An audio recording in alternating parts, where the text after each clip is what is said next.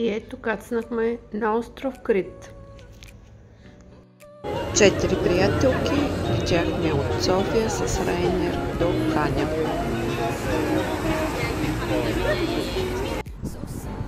Избрахме и 8-те нощувки да спим в Речимно. Разбира се, между Ханя и Хераклион. Може би, ако сте в по-дълъг престой, може и да изберете да почивате на 2 или 3 места, за да се улесните пътуването между плажовете и между градовете.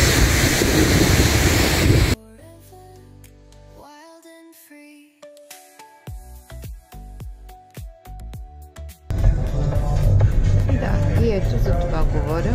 Това почти беше всеки ден. Търсене на плажове. Но да, и хората имат и култура и навсякъде има ограничения и скрити камери. Сходка във Речимно и вечеря. Винаги имахме бонус от заведението, каничка вино или шотове от тяхната грапа.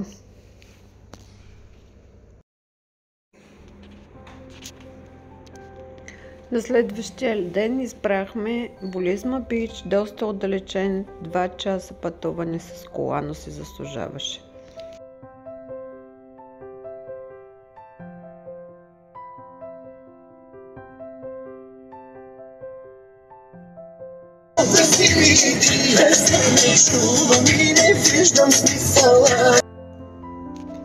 И да, не можеше да не направим разходка до Ханя.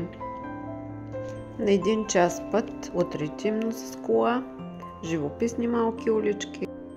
Бях чела, че и вечерта е много хубаво в Ханя, но ние нямахме тази възможност. И черешката на тортата е плажен хаос.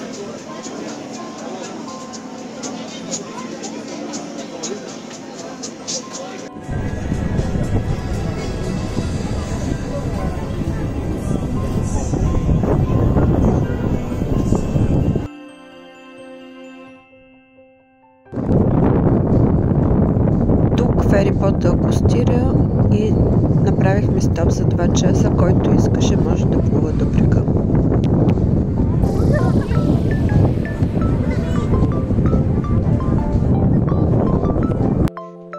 Ето и това ми са спомените останали оттам.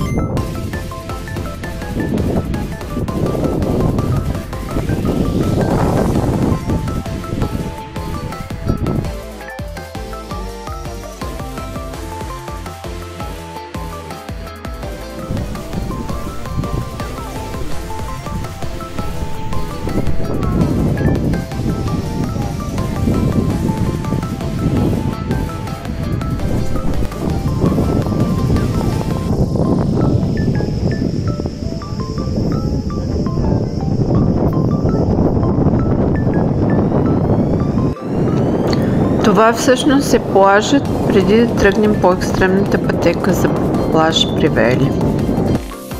Уникалното в Привели, че си заобиколен от сърца в скалата, в морето и екзотика. Тук е просто като една екзотична лагуна. И така последния ден попаднахме на това съкровище Калипсо Бич.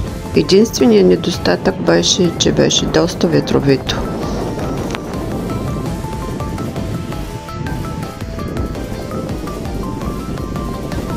Скрит във вулканичните скали, тук ще намерите малък резорт и дайвинг център.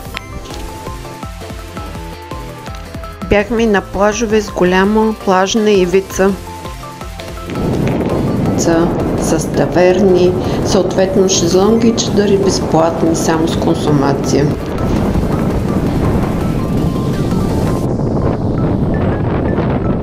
Това е Крит.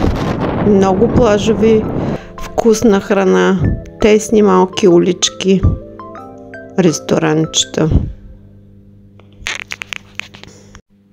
Най-големият остров в Гърция.